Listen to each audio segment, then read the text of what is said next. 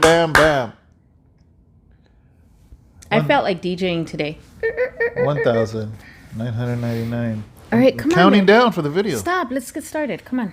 Let's get the party started. Did you fix this? Because yesterday we couldn't record because you didn't have no space.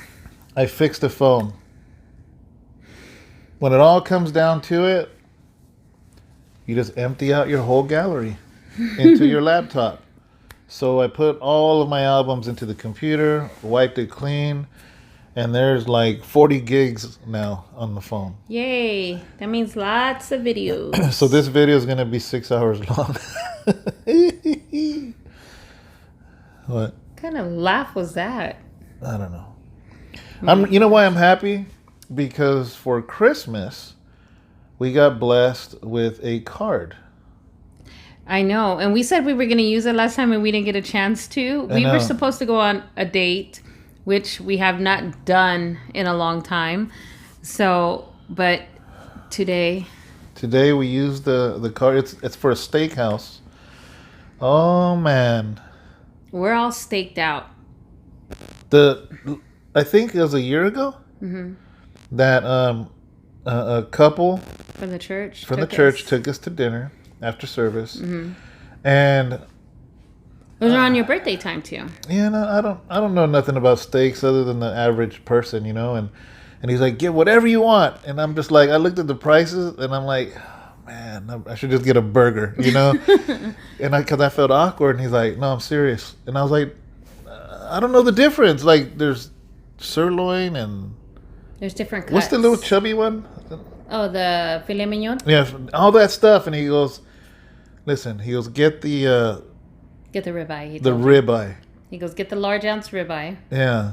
The what? The large one. Yeah, it's like 22 ounces. So anyways, like, it was about a year ago. I was like, sure. I had never ate a ribeye in my life, and oh man. You probably haven't, just didn't know. Do you think? You have never bought really? No $30 steak. I remember there was a boss of ours that he would take us to the steakhouse all the time, and we'd have the filet mignons, and they're just so buttery that you just the filet mignon. With a fork, it just cuts right through. Yeah, you don't even need a knife. Well, actually, that's what Johnny got. Actually, that's the last time too, which was more than a year ago. Yeah, so this couple took us longer than a year ago because when I met Johnny in Oceanside, he made a mistake and said, get whatever you want. When was that? Remember I wasn't around? No, you were at the women's thing and Johnny took me to eat. Remember? Johnny, that is not fair. That's why he's a muppet. You fed this man a steak and I wasn't there. Do you remember I feel now? left out now. So it wasn't this last Not conference. It was the one before. Yeah, it was. So by then, I knew what I wanted. So I ordered. So the other... Anyways, it's been over a year and a half, actually. And, anyways, Johnny ordered the filet mignon, and he said, butterfly it. Oh, see, I don't like mine butterflied. No? No, because when you butterfly it, then it gets too well done inside. Oh. And then the whole thing about a filet mignon is that it's not just that it's thick, but the tenderness of this. It's so tender. Yeah. It's such a tender part of the beef that you could just cut right through it, and it's beautiful. I think those ones are best to eat like medium. Okay. Not even medium rare. So depends. So butterfly must be something Muppets do. But yeah, you can butterfly them to make them thinner. Now, I mean, don't get me wrong. I used to, back when I was a recording artist, I probably could have got one. I just didn't know. So we used to get seafood all the time. Me and the guys. Yeah, because we used to like going to Red Lobster. Yeah, every Monday, our business meeting for the label was at Red Lobster. So, but anyways. Such businessmen. Yeah. It was funny. But anyways, today we had the steakhouse Christmas gift card. You know what? To me, it was more of a celebration. Yeah. It was a set. Was it at Christmas or was it? It was for Christmas. Oh, they okay. gave it to us for Christmas. Yeah. One of the sisters, a beautiful sister from the church, gave us the card, and then a little $10 coupon for it. And I was like, oh, I love it. So it just turned out beautiful. Yeah. But for me, I kind of take it like, it's almost like a celebration because today, David, officially, what did you do today, babe? Finish the book. The book is already out for publishing. Finished the cover. You put everything together. It's done. It's done with. That's it. Yeah. Because I had been taking pre-orders knowing that this week I was going to completely submit it. That way it can start the printing. Mm-hmm. And that way we so can I can have them by the mailing them so out. I can have them by the night. So I actually finished a little early. So people that are pre-ordered, you're probably going to get it earlier than February 9th. Yeah. The way it looks so far. I mean, things could happen and it could be kicked back and I have to make adjustments for whatever reason. But if everything goes right, people that are pre-ordering are probably going to get it before. Yeah. Before anybody. I really believe that you guys are going to truly be blessed. I have not read the book myself. But see, the thing is that verbally I know his story, and there's so many times that we have sat here and we have shared things, and it's a beautiful thing to know that he's going to be able to share that with all of you and with many of you. I'm just really blessed because I know that it wasn't easy to be able to sit down and write that and to kind of revisit a lot of these things that you went through, Some of it was hard. And I know that it was hard because even when I sit down and I think about my book, I'm like, how did he do it? Like, I don't know if I don't know what's going to happen when I have to go back and revisit all those things, but I know that God's going to give me the strength to do it and I'm going to do it. But that's what we're celebrating pretty much for me. I was like, this is perfect timing, perfect for today because you finished your book and here we are sitting down together and enjoying a meal together. So guess what we ordered? We ordered the really big steak, which ribeye. Makes it enough for dinner. We had it for dinner. We ended up cutting it in half, not even in half, more than half. We ate some for dinner and then I have some left. No, that was a late lunch. Yeah, but for you it was partial dinner, and then for me, it was lunch, dinner, and I have breakfast tomorrow. So my steak is in 3 parts. Yeah. So I'm full of steak right now. Yeah, we are. Our tummies are joyful and delighted right now. Yeah. A lot of good protein. So I wanted to talk about the book of Judges. I realized that I don't remember because I don't remember but I don't think we've ever talked about it. At least not directly talked about it. I kind of wanted to do an overview, guys, because I know a lot of you are just learning the Bible. You're just starting to read the Bible, and I point out a lot to like James and Romans, and I point a lot to that. And I wanted to kind of give an overview about the book of Judges. Book of Judges is let me give them a summary real quick. Go ahead. Okay, you guys know like David and Goliath. Okay, so this is before that. This is before Israel was they had left Egypt with Moses, and they started the nation of Israel. Well, they didn't have a king. They were run by the prophets and judges. That's what they had. They had judges, and most of the judges were prophets. Actually, that's what I meant to say. So they had no king, and it was an interesting time because it was the transition of right before Israel had a king. So because there was no king in this time span of the book of Judges, it kind of says this, that people did whatever they thought was right in their own minds. Yeah, there was a lot of disobedience and unfaithfulness. And wrong discernment and wrong decisions. And leaning on their own understanding and everything. I think the whole book of Judges... it's all over the place. Yeah, it is all over the place. And most of it is, where people are on their own accord, and leaning on their own understanding and everything. Now, why do I think that's relevant and why do I think you guys need to hear that is because... See, I grew up in church, even though I didn't serve God till I was 32.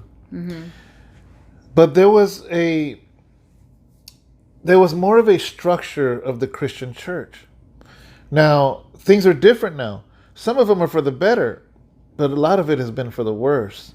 Because what I have seen is because there's social media is so free for anyone. Mm-hmm. So whether you have a clear understanding of Bible or whether you have a skewed view of the Bible, they both equally can start a YouTube channel. They both equally can put teachings or verses on Facebook Live. So what happens is kind of what's happening with the news now is you don't know who to believe. Exactly, because there's so much. Everyone is doing whatever sounds right to them. That's what the book of Judges was like. Yeah. You don't know who to listen to. Like, I will literally see something going on in the world. I go to 3 different news things and they're all saying completely different things. One's for it, one's against it, one confuses it. Well, it's the same thing with what I see now on social media. Is there's so much non-biblical teaching, but maybe because the person has a good way to speak, has a great way to edit their videos or whatever, so it sounds convincing, and this was a book of Judges. So I wanted to share a couple of my favorites within Judges. Okay. and I want you to share. I've been talking a lot. You want to start it? No, go ahead. Okay. I'll jump in. Okay. One of the things is right in the gate in the very beginning. It mentions about Judah going to war with the surrounding nations. And in Judges 1, verse 7, let me go to verse 4 just to be in context. Okay. It says, Then Judah went up, and the Lord delivered the Canaanites and the Perizzites into their hand, and they killed 10,000 men at Bezek.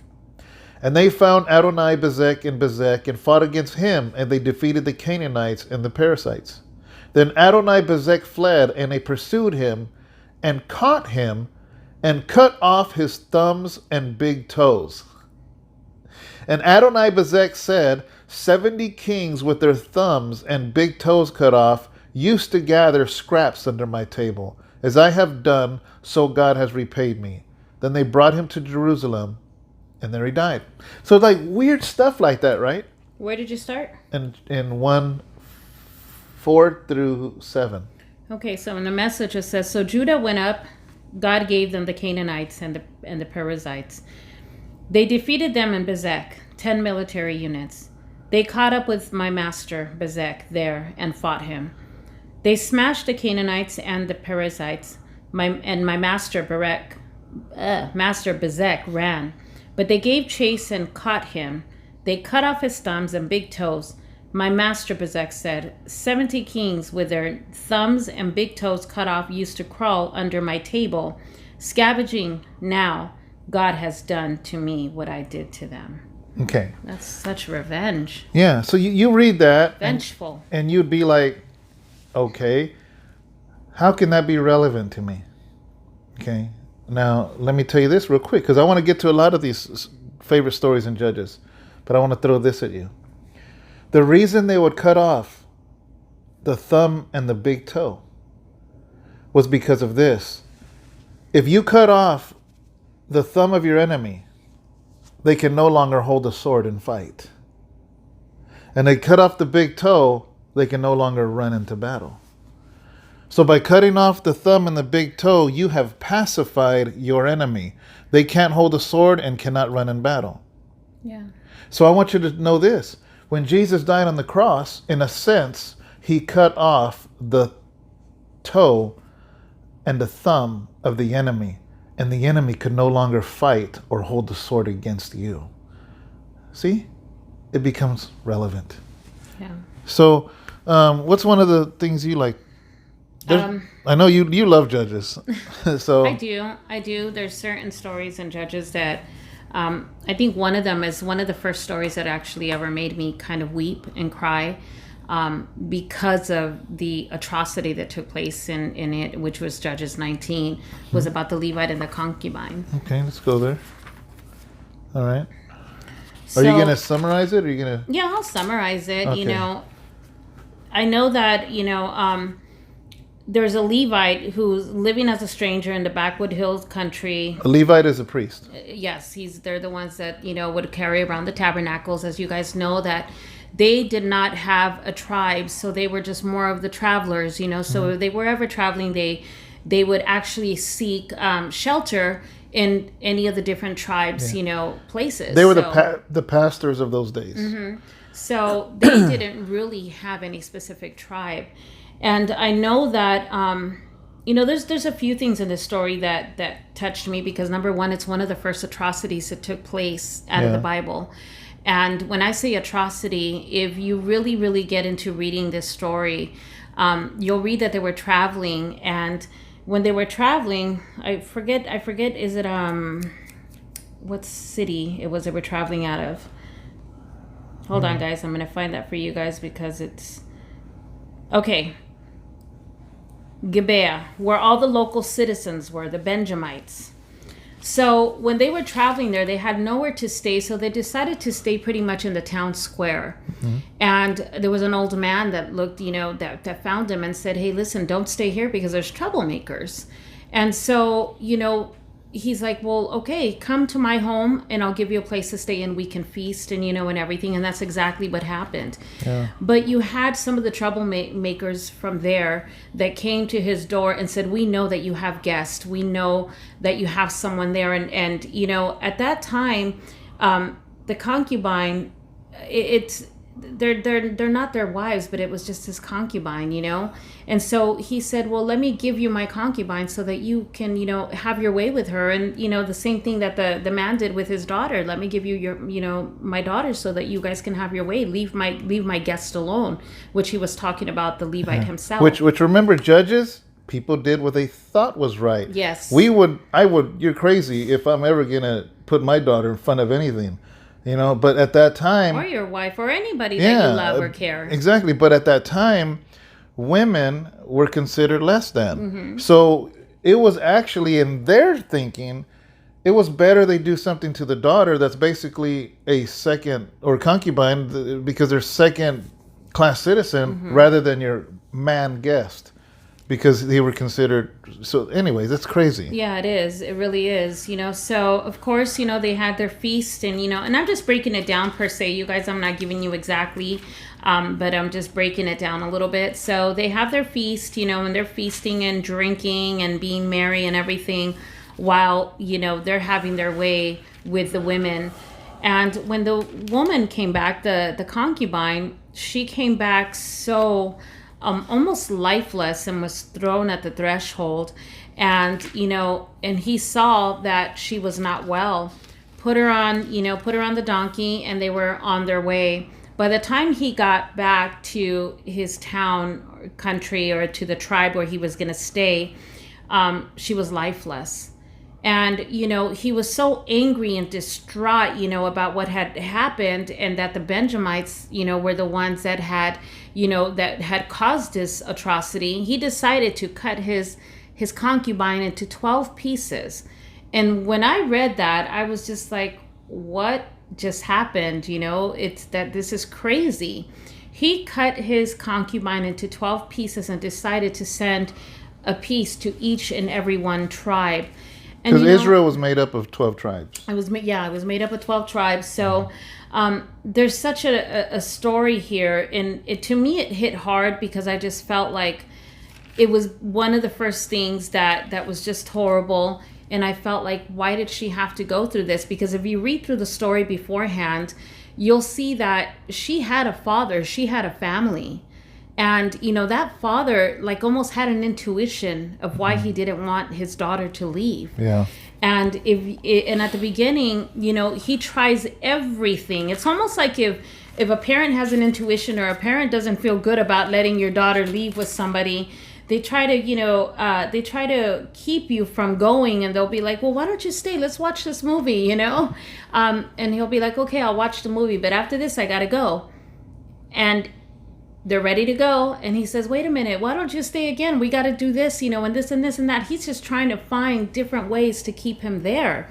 And it's almost, to me, like if that's what he felt in his heart, he felt like maybe that was going to be the last goodbye from his daughter. And I guess, me being a parent, and we're parents, and being a parent and everything, I can just imagine you let your daughter go, and then that happens. It's to me, it's just an amazing story. But once again, it goes back to what we were just talking about. that people made decisions, Yeah. sporadic decisions, without even really thinking of the true consequences. But if you read more forward and you fast forward things, God had a purpose for everything. Even it's not like he allowed it to happen, but there was a purpose that came out of it because it did happen. Let me say this, though. There's a lot of people that read the Bible that don't believe, or they have some against God, and they read things like this, and they're like, it was scary. Seriously, hold on. They say, seriously, you read and carry this Bible, and it's okay to cut a woman up. It's okay for somebody to give their concubine up to be raped and killed and cut into 12. Here's the thing. Remember what I said. Mm-hmm. This book says that the men at that time, the nation of Israel, did what they thought was right in their own mind. So the Bible has never said anything that it's about perfect people. Yeah. It's about how God deals with an imperfect people being a perfect God. So it's not like just because a story's in the Bible doesn't mean it's accordance or in the will of God. It's literally the mistakes of man. And I think that's why with Judges I do get intrigued, because of the fact that it just reminds me of what never to allow myself to feel so confident or to ever think, you know what, oh, nothing can ever happen to me or nothing, because the thing is that God gives us the discernment and the wisdom and everything to make the right decisions. Mm-hmm. And if we begin to feel a little too confident, if we begin to feel a little like too up there, then that's when we start really doing things on our own. And we think that God isn't big enough so that he can do them. God is not big enough to be able to do this because I know what I'm doing. It's more of an arrogance that comes with it, more of a pride and arrogance and thinking that you know how to handle things. And that's a good reminder for me of the book of Judges. Almost every single story in Judges, which all of them are good. But always keep in mind, as you read through Judges, people are doing their decisions according to their own will, not according to God's. But nevertheless, there's important nuggets to take from these stories. You have the story of Samson. You have the story of Gideon. You have the story of Deborah. Mm-hmm. And right after Judges is the story of Ruth, who we just recently talked about. Yeah. So in a sense, Judges was an overview of what was happening to this time, and Ruth happened during the time of Judges. So Ruth is almost like, okay, now that we see the story, let's microscope into one of the periods of time within Judges, and then that's where you get the story of Ruth from, actually. It was during the time of the Judges. Now, how do I know that? Is because out of Ruth came a son. Out of that son came Jesse. Out of Jesse came King David. Mm-hmm. So very soon after Ruth was in the time of the Judges, came the kings. So we know that it was based within that time. But I'm trying to find that verse. Was there another part you want to talk about? No, that's good. Okay, there's a part here what I wanted to show you. There it is. In the very last 2 verses of Judges, check this out. It says, "So the children of Israel departed from there at that time, every man to his tribe and family. They went out from there, every man to his inheritance. In those days there was no king in Israel. Everyone did what was right in his own eyes." The last 2 verses, 24 and 25. Okay, 21. 24 and 25. No, 21, 24, 25. Yeah. "From there the people of Israel dispersed, each man heading back to his own tribe and clan, each to his own plot of land. And that time there was no king in Israel. People did whatever they felt like doing." And I think, I honestly feel that we are in a time like that.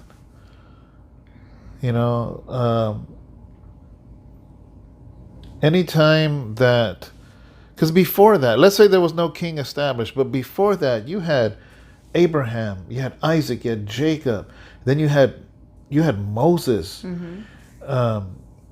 You had Joshua, powerful leaders. Yeah.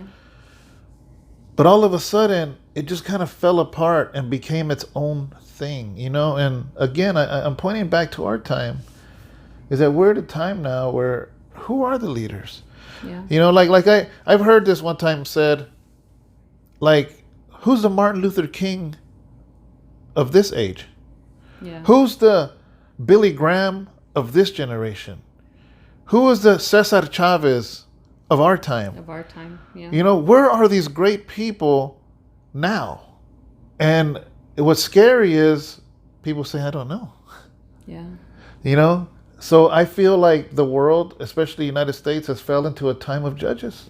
I feel like the many leaders that people look up to are leading in the wrong direction, you know, in their own understanding. In their own understanding.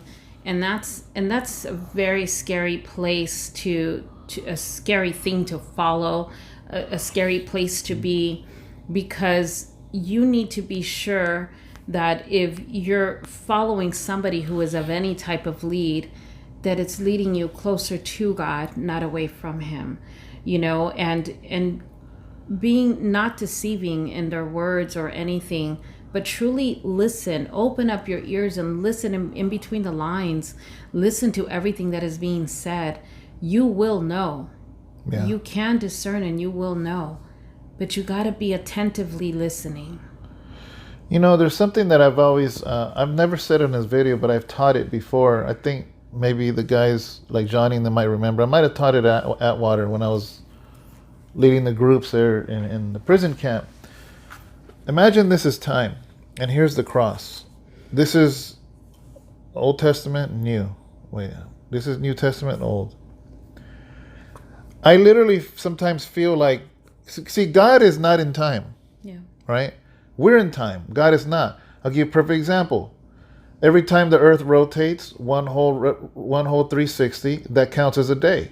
What happens if you're a spaceman up here and you're not spinning within the world? What constitutes as a day? Yeah. If you're in space outside of the earth? You wouldn't know. There is no time. Because we tell time because we're on this little ball that turns one full circle, which is one day. But if you're not on it. So what happens if you're even beyond that and outside of the universe? See, God isn't in time. We're in time. Yeah. God sees everything. So good. Imagine here's the cross, and here's just the world. Even though we're like this, going in chronological time, in a linear fashion, God sees the whole thing from beginning to end. See, we can't fathom that because we're in time. Yeah. I can't see tomorrow. I can't see yesterday. I could just see right now. But God sees it all because He stands outside of time. Anyways, okay, here's a split. Old Testament, New Testament. If it's, here's the thing, right, is I believe that it mirrors each other. If you put it together, it lines up. This is what I mean. If right here was a time of Judges, then over here, we're going to be in a time of Judges. And this is what's it's kind of scary, right? Yeah. Is because remember this just came to me right now.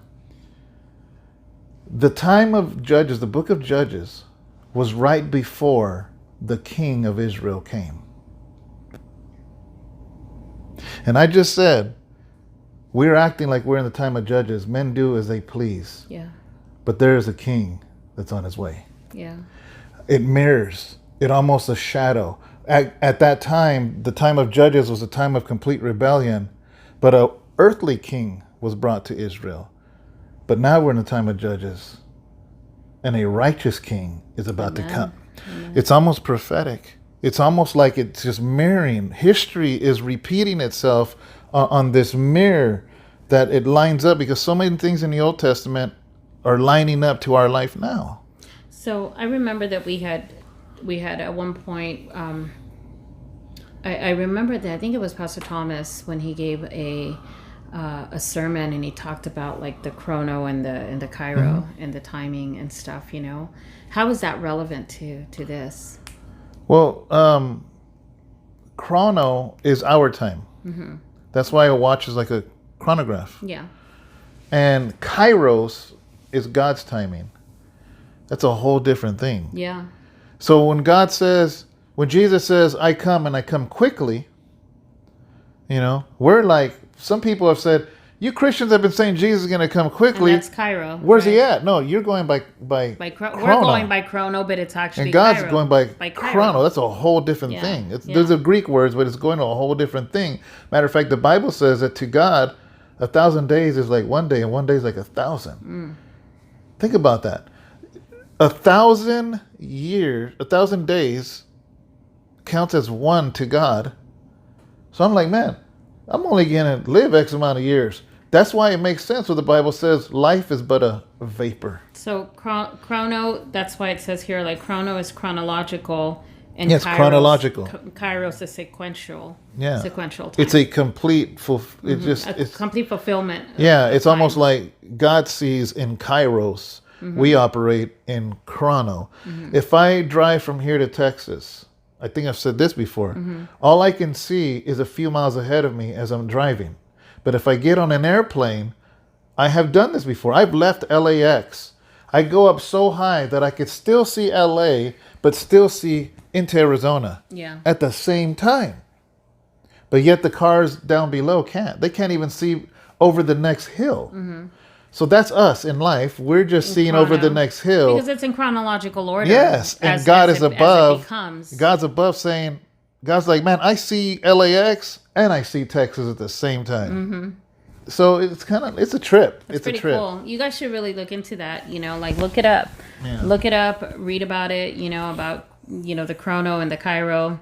It's Kairos, and then chrono is just Chrono. So it's something that I would. To me, it was so interesting. So I mean, that's something that maybe everybody should look up as well. Yeah. Yeah. Yeah. So, it's just a really. I just want to enter it. I wanted to hopefully whet your appetite for a new book, something different. Yeah. And you can go into it, and I don't know. Our job here is to bring you closer to God and bring more understanding into His Bible, into His scriptures. That's our sole job here. And what better way than to sometimes introduce a book that we've never talked about, and you can gain something from it. And like I said, the main thing, keep in mind, these people were doing what was right in their own eyes. Yeah.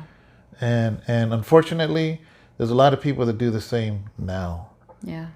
And that's something you got to always live with. Be like, am I living like that? Yeah. And it makes you think. It makes you really think, though, that, even though people sometimes lean on their own understanding, make the mistakes and everything, if God gave you a promise and if God made a promise, it goes back to what we were talking about with Abraham and Sarah, that God kept His promise. Regardless of the decision that was made, regardless of all of that, because He's a forgiving God, because He's, they're forgiving. Yeah. And it's like, it's like people have to understand that there's redemption. Yeah. Jesus came to give us redemption. And that's the beautiful thing that, a person can make a mistake and everything, but God's still going to keep His promise. God's still going to work in your life. And He's going to still do what He says He's going to do. Why? The King of all, the King of glory, the King of your life. And if you surrender it all to Him, then He'll take charge of it. Yeah. Yeah. Cool. Cool stuff, man. Yeah. There's so many good stories in Judges. I mean, there's another one. If you read it, just, put in the comments, let me know about, the father who went into battle, and he says, God, if you help me fight this battle, then I will give you the first thing that comes out of my house. And it's his little girl it's his little girl that comes out of his house.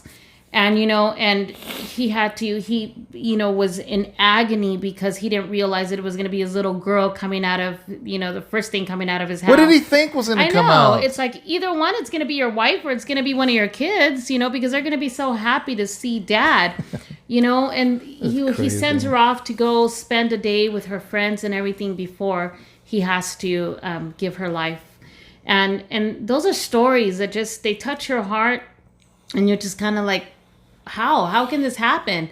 But once again, go back to understanding that people did what they want to do. They even I think they did things without even really truly realizing that they had to do things. Or didn't have to do things. Yeah. Like, I mean, come on. He didn't have to do that. It's like, oh God, if you help me win this war, then I'll sacrifice the first thing that comes out of my house. Like, and then I come out and say hi to you. Yeah. And I'm like, you're gonna shank me. It doesn't make any sense. How do you do it? Like, how is that pleasing to God? It's crazy. What kind of discernment to think that God would be glorified in sacrificing a loved one from your own home? God doesn't need you to sacrifice somebody for him to help you win your battles. If you would have just said, Lord, help me win this battle, you think God's not going to come in and step in and help him win that battle? Yeah, and then you give God the glory. Yes. You're like, man, I won this battle because God was with me. Yeah. Not because I sacrificed my daughter. Come on. And you know why? Okay, here's another thing. This is really important to say.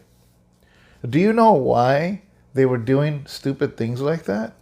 Is because they were surrounded by nations that were doing stupid stuff like that. But the very first thing God told them when they came into Israel is, you are separate, set yourself apart, do not be like the nations around you. And what happened? Yeah. They began acting like the nations. A lot of division, a lot of things, them. Yes. A lot of things began to happen. So that's why people were like, oh, I can hang around my old friends. I can still do this. I can still do that. And I'm like, if God told his people to make themselves separate then, what makes you think he'd say something different now? Does not Scripture say that God does not change? Yeah.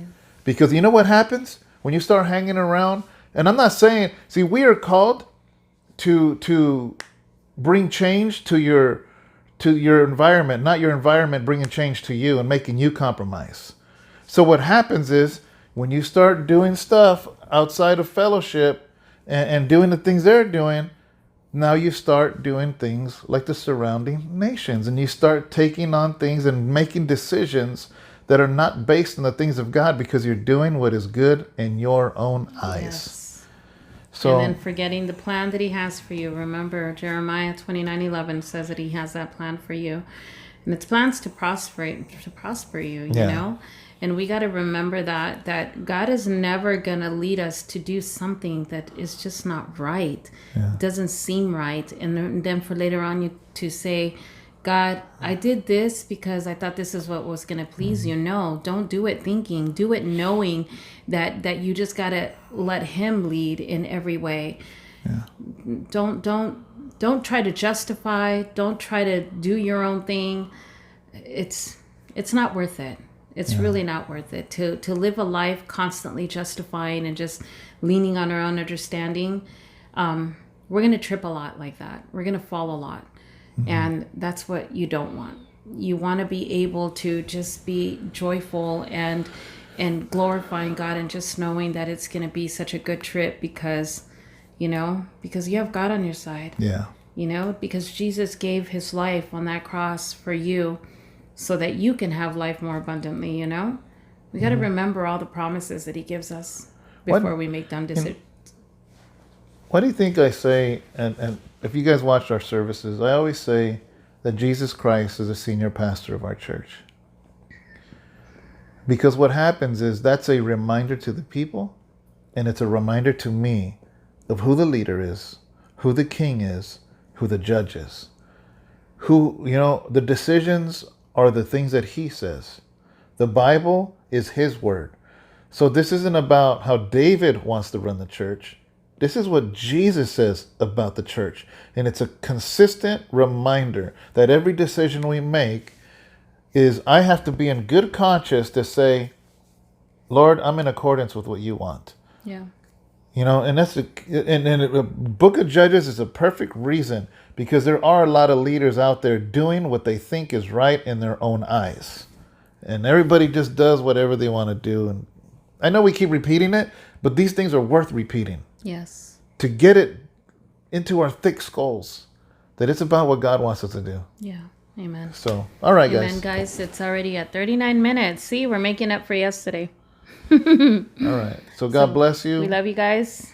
And, oh, wait. We're not seeing them till Sunday. Oh.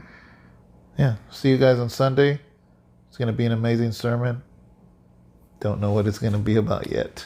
I'm not going to make any face expressions for a minute, so that way you can do your... Oh, wait. Ready? Okay, go ahead. Ready? Go. Why do you got to stand so serious? Like, oh... Whoa! Okay. We're goofy. He always uses the most ugliest pictures. That's because I make all kinds of face expressions. I know it. Because when you're talking, and then when you're not talking. And I don't like showing my gap. Oh. All right, guys. Bye. Have a good weekend. See you Sunday morning. We love you guys. Bye. Bye.